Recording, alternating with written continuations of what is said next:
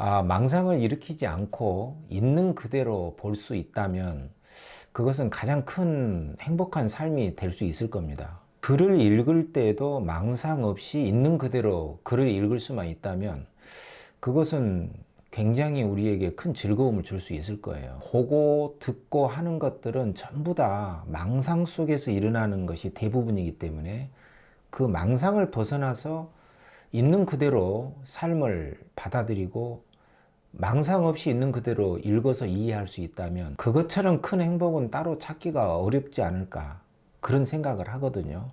우리가 행복하는데 그 행복의 가장 큰 요인은 우리가 제정신을 가지고 망상 없이 보고 읽고 하는 그 알아차림의 능력에서 행복한 삶이 나올 수 있다, 이렇게 생각을 합니다. 그래서 지난 시간에 망상 없이 보고 읽을 수 있으려면 도대체 망상이라는 게 무엇인가, 그리고 그 생각의 속성이라는 게 무엇인가, 이런 문제를 함께 살펴봤거든요. 오늘 이 시간에는 우리가 망상 없이 있는 그대로 보아야 할 그 대상으로서 그 언어라는 게, 말과 글로 된 언어라는 것이 과연 어떤 속성을 지니고 있는 것인가, 그 문제를 한번 살펴볼까 합니다. 결론부터 이야기하면은요, 우리가 언어라는 것에 너무 주눅이 들어있지 않나, 그런 생각도 하게 돼요. 특히 글로 쓰여진 거에 대해서는 활자화된 글 있잖아요. 거기에 굉장한 권위와 어떤 경외심, 그리고 신비로운 어떤 느낌마저 갖는 경우가 많이 있습니다. 그렇지만 그 언어에 대해서 우리가 갖고 있는 그 느낌이나 생각은 너무 과도한 측면이 있어요. 결론부터 이야기하면 언어는 그렇게 우리가 권위를 부여할 정도로 깊고 넓고 전체적인 실상을 그대로 다 드러낼 수는 없는 하나의 한계가 명백한 도구입니다. 그 점을 우리가 명백하게 인식을 할 때 언어를 있는 그대로 보고 이해할 수 있는 토대가 마련이 될 수 있다, 이렇게 생각을 하거든요. 다시 말해서 우리가 읽고 있는 글이라든가 우리가 하게 되는 말이라든가 이러한 언어, 그리고 언어 작용은요, 전체적인 실상을 다 드러낼 수 없는 굉장히 불완전하고 한계가 명백한 것입니다. 그리고 조금 심각하게 말씀을 드리면 언어 그 자체는 망상과 허상에 속하는 것입니다. 그것을 명백하게 이해를 할 때 글을 망상 없이 있는 그대로 읽을 수가 있다, 감히 이렇게 말씀드릴 수가 있어요. 그렇다면 언어라는 것이 왜 망상과 허상의 영역에 속하는 것인지 이번 영상의 핵심 내용이 되겠죠. 언어의 논리적 해석법 두 번째 시간인데요. 영상을 한번 보면서 즐기듯이 같이 한번 살펴보겠습니다. 언어가 왜 망상과 허상의 영역에 속하는 것인가? 그렇게 권위를 부여할 필요가 없는 단지 상징적인 기호에 불과한 것인지 같이 한번 살펴보시죠. 자, 오늘의 주제입니다. 언어는 왜 망상과 허상에 속하는가? 언어의 속성을 이해하는 시간을 한번 가져보기로 하자, 이런 이야기죠. 우리의 목표가 이거였습니다. 망상 없이 있는 그대로 보고 읽으려면 먼저 언어의 속성을 이해해야 된다. 역설적으로 들릴 수 있을지 모르겠어요. 망상 없이 있는 그대로 보고 읽으려면 언어 자체가 망상과 허상일 수가 있다는 사실 말이죠. 그래서 언어 자체가 머릿속의 생각, 망상을 드러낸 것임을 아는 것이 중요하다, 이 점을 강조를 하겠습니다. 왜냐하면 언어는 실상과 실제의 진실이 아니라 관념과 개념, 상징적인 기호이거든요. 언어 자체는 부분이고요, 전체적인 실상은 부분적인 기호로는 드러낼 수가 없습니다. 이 점을 제가 말씀을 드리겠습니다. 언어를 대단한 의미나 깊이 있는 실체로 보지는 말자. 언어는 언어일 뿐입니다. 그냥 상징적인 기호예요. 망상입니다. 자, 핵심 과제죠. 언어가 왜 망상과 허상에 속하는가? 이 말은 다르게 이야기하면 언어는 왜 전체적인 실제라든가 어떤 실상, 있는 그대로의 실상, 전체적인 실상을 왜 다 드러낼 수가 없는가? 이 문제하고 똑같은 말이에요. 그렇기 때문에 망상에서 벗어난다는 것은 이 언어의 실상을 잘 알 때 거기서 깨달음의 씨앗도 펼쳐질 수가 있다. 이런 이야기가 되겠죠. 자, 언어는 관념이에요. 그리고 실제하고는 엄청난 차이가 있습니다. 그렇죠? 실제라는 것은요, 실제로 그대로 존재하는 실상을 말하거든요. 실제는 있는 그대로의 존재의 실상을 말합니다. 그리고 언어는 뭐냐면 실제가 아니에요. 언어는 실제가 아니고요. 그것을 드러내기 위한 하나의 그 기호이고 우리 인간의 머릿속에서 일어나고 있는 하나의 관념이고 개념이에요. 언어는 허상입니다. 부분의 허상이다. 이런 이야기죠. 예를 들어서 소리가 있어요. 소리. 지금 제 말소리가 소리로 여러분들 귀에 또 제가 말한 것이 제 귀에 들려오고 있는데 이 소리의 실상은요. 제 음성과 여러분들의 음성이 나오는 순간 공중에 분해가 돼서 음의 파장으로 사라져 버리는 것이 소리의 실상입니다. 말하자면은 이 순간적으로 일어났다가 금방 이 허공 속에서 음의 파장으로 에너지의 형태로 분리돼서 산산조각이 나서 일어나는 순간 허공 속에 흩어져서 사라지는 것이 소리의 실상이다 이 말입니다. 그러나 소리하고 시옷 오 니을 이 자음과 모음으로 된 이 기호 자체는 소리가 아니에요. 말하자면 소리라는 글자를 통해서는 소리를 들을 수가 없습니다. 그렇지 않습니까? 그렇기 때문에 소리라는 문자는 이 소리의 실상하고는 다른 것이에요. 소리 속에서는 소리라는 문자에서는 소리를 들을 수가 없습니다. 예를 들어서 엄마의 소리가 있지 않습니까? 돌아가신 엄마가 있어요. 돌아가신 엄마의 소리가 있다. 엄마의 목소리가 생각난다. 근데 엄마의 목소리라는 말은 문자지 실제 엄마의 목소리는 없는 것이죠. 실제 엄마의 목소리는 사라지고 없습니다. 엄마의 목소리라고 하는 문자와 예전에 들었던 엄마의 목소리가 기억이 돼서 우리 머릿속에 들어가 있을 뿐이죠. 실제로는 없는 거예요. 엄마의 목소리는 허상이라는 사실이에요. 근데 엄마의 목소리라는 문자를 보고 그것을 기억을 하고 떠올리는 것은 그것은 엄밀하게 말하면은 실제 하지 않는 허상과 망상이라는 것이에요. 이게 문자의 한계입니다. 그리고 그 문자 속에는 우리의 기억이 묻어 있기 때문에 거기로부터 비롯된 상상이나 어떤 생각, 좋았지, 즐거웠지, 나빴지 하는 그것 자체가 관념이고 실제로는 볼래야 볼 수도 없고 만질래야 만질 수도 없는 그것이야말로 문자, 언어는 곧 허상과 망상의 영역에 속한다는 사실이에요. 여러분들이 이해하기 쉽게 이야기하자면 말이죠. 촉감도 마찬가지예요. 향기도 마찬가지입니다. 향기 자체는 그 향내가 일어나고 사라지는 그 연속적인 그 실제에서 일어나는 것이지 향기 자체에서는 향기가 나지 않습니다. 이른바 문자의 한계죠. 문자는 관념이라는 사실이에요. 그리고 그 향기 속에서 떠올리게 된 여러 가지 기억들, 생각, 이런 것들은 관념이지 실제가 아닙니다. 따라서 여기 제가 요약을 했듯이 일체에 일어난 생각들 있잖아요.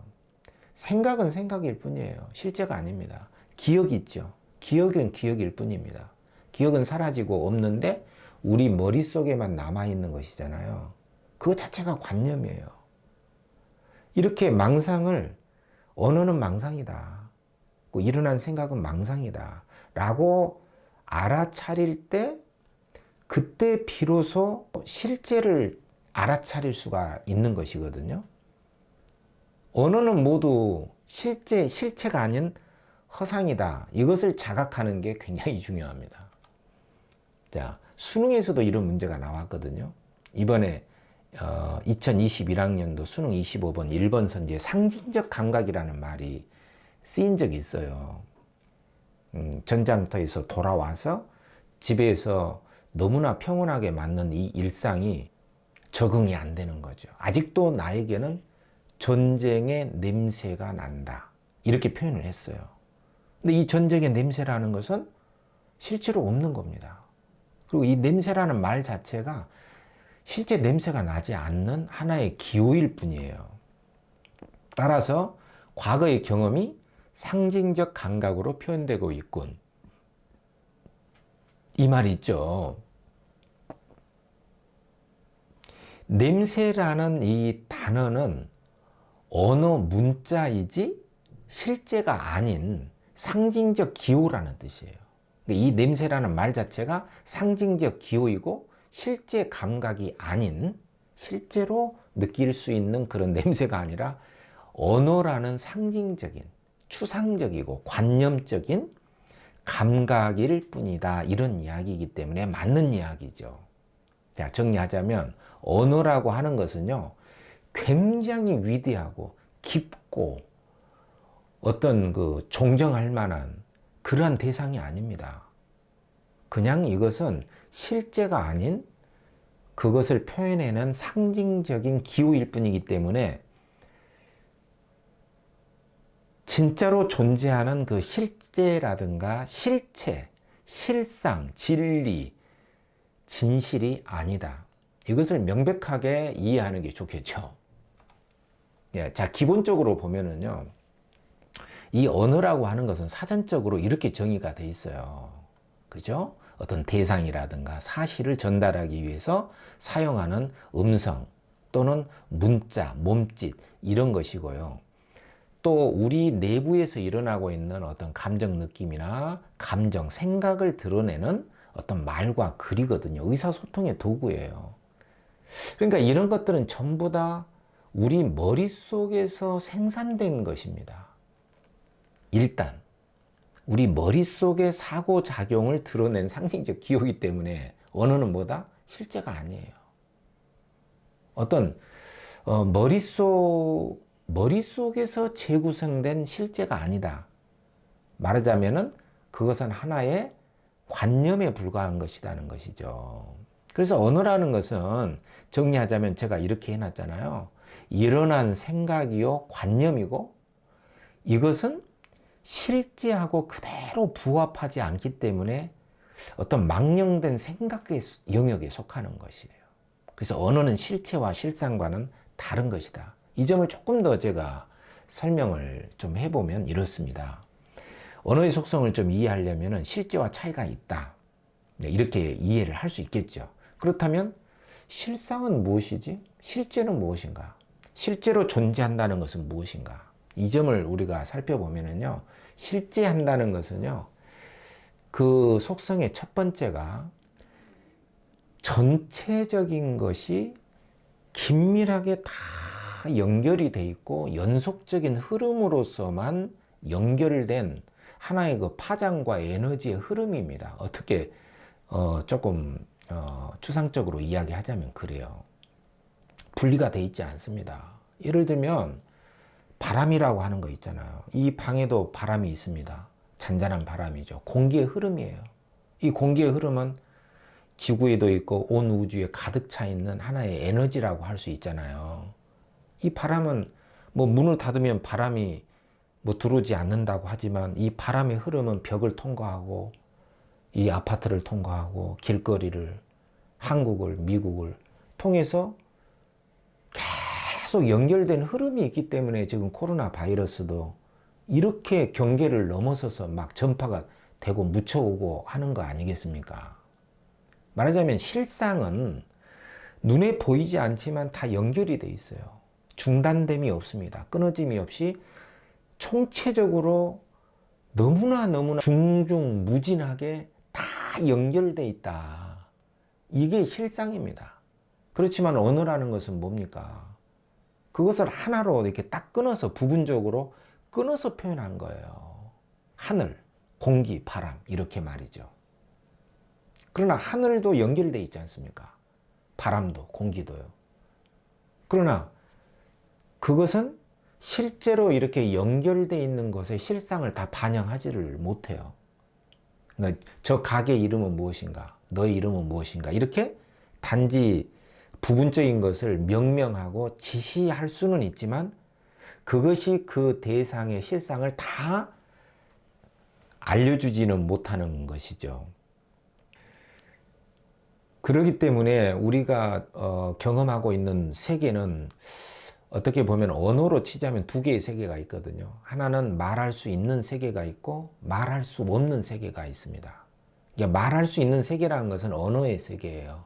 언어로서 우리는 말을 하고 언어로서 지시를 하고 언어를 통해서 내 생각을 이야기를 하죠. 하지만 그것은 절대로 전체적인 실상을 드러낼 수는 없어요. 단지 그 순간의 어떤 생각을 언어로 부분적으로 단편적으로 분리돼서 드러낼 뿐이고 우리와 우리를 둘러싸고 있는 이 전체적인 실상, 우리 삶의 이런 자연의 실상을 다 언어라는 짤막한 그 기호, 말이나 문자로 절대로 다 드러낼 수가 없는 것이죠. 그러니까 말할 수 있는 세계라는 것은 극히 부분적이고 불완전하게 언어로 표현되는 수 있는 세계고요. 말할 수 없는 세계는 언어로 다 말할 수가 없어요. 이게 진리의 세계입니다. 말할 수 없는 세계가 진정한 진리와 실상과 실체의 세계고, 말할 수 있는 세계는 겨우 부분적인 언어로 표현된 세계다. 그렇기 때문에 언어는 실제와 총체적 진실의 세계인 실제와 명백한 차이가 있다. 그것은 허상이다. 부분적인 관념에 불과하다. 이렇게 볼 수가 있는 것이고요. 두 번째는 실상은 독립되고 고정된 것이 아니고요. 끊임없이 흐르고 변화합니다. 그것을 언어로 절대로 포착을 할 수가 없어요. 지금도 변화하고 있습니다. 예를 들어서 여러분, 나는 누구인가를 언어로 표현할 수 있습니까? 삶은 무엇인가? 이거 표현할 수 있습니까?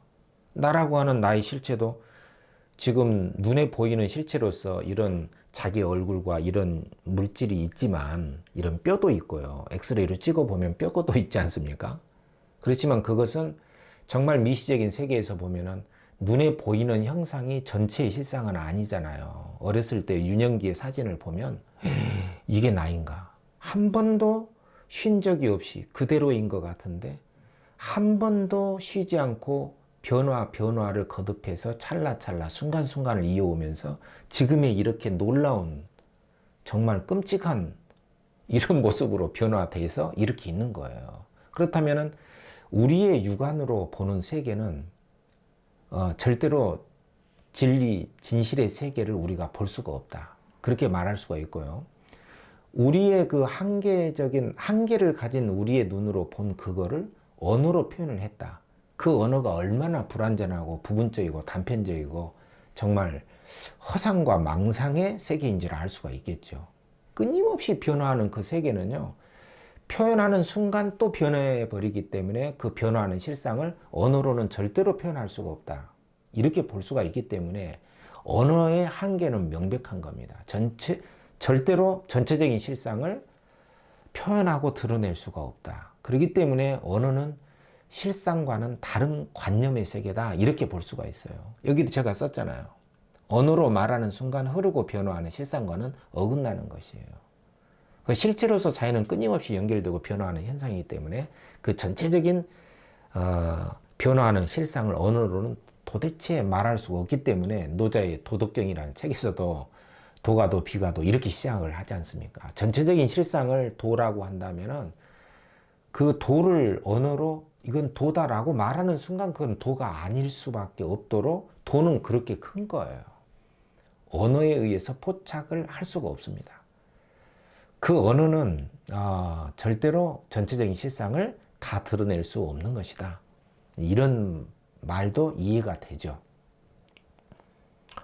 그렇기 때문에 언어는 일어난 생각을 부분적으로 주관적으로 말할 수 있는, 말은 할 수는 있지만 그것은 상징적인 기호에 불과하고, 말은 할 수는 있지만 그것은 말하는 순간 허상과 망상에 속하는 것일 수가 있고, 그 말 또한, 그 언어 또한 우리의 어떤 주관적인 인식 세계 속에서 구성된, 왜곡된 하나의 세계라고 하는 것이다. 이렇게 볼 수가 있어요. 그래서 실제는 우리가 정말 말할 수 없는 전체적으로 연결되고 변화하는 세계이기 때문에 그것을 말로 다 표현할 수가 없습니다. 예를 들면 우리가 과거, 현재, 미래 이런 시간의 관념이 있잖아요. 그것도 역시 망상이라고 볼 수 있어요. 왜냐하면 과거는 찾을 수가 없어요. 지나간 것이잖아요. 미래 또한 오지 않은 것이에요. 근데 우리는 그것을 과거다, 미래다 이렇게 표현을 하잖아요. 그거 자체가 전체적으로 연결된 시간을 끊어서 말을 하는 것일 뿐이에요. 현재도 현재라고 하는 순간 또 지나가고 있잖아요. 그러니까 이 우리 삶의 실상은 전체적으로 연결된 것이고 이렇게 끊어서 표현할 수가 없습니다. 사실 엄밀하게 따지면은. 근데 그것을 우리는 현재다. 옛날에 내가 그랬지. 앞으로 오지 않은 거. 이렇게 될 거야. 불안하다. 이렇게 상상을 하는 것이고 현재 나는 어떻다라고 이야기를 하는 것인데 실제 우리 삶, 또 좀 거창하게 말하면은 우주적 실상에 입각해서 보면은 과거니 현재니 미래니 하는 것도 우리의 생각이 일으켜서 언어로 그렇게 표현하는 것이지 그렇게 끊어서 말할 수 없는 어떤 실상의 세계다. 이렇게 볼 수 있는 것이죠. 그래서 언어는 관념의 영역에 속한다. 이런 이야기고요. 그렇다면 우리가 이렇게 언어를 이야기하고 망상을 이야기하고 이런 것은 도대체 무슨 의미가 있는가 이런 생각에 봉착을 하게 됩니다. 그것은 이 언어를 있는 그대로 읽는다는 것, 또 망상 없이 알아차린다는 것, 그것은 깨달음과 관련이 있기 때문입니다. 언어와 깨달음의 관계예요. 조금 역설적일 수는 있지만 그 망상으로 일으킨 언어의 세계를 통해서 역으로 깨달음에 이를 수가 있고요. 망상이라는 것, 그것이 우리 삶을 파괴하고 불행하게 만들지만 그 망상이라는 것을 통해서 알아차림함으로써 어떤 깨달음의 세계로 갈 수가 있는 것도 이 망상 때문에 그래요. 망상이 있지만 그 망상에 빠지지만 않고 또 서로 빠졌다 해도 그것을 순간순간 알아차릴 수만 있다면 우리는 망상을 통해서 행복으로 갈 수도 있고 망상을 통해서 깨달음의 세계로 접근할 수가 있다는 것이죠.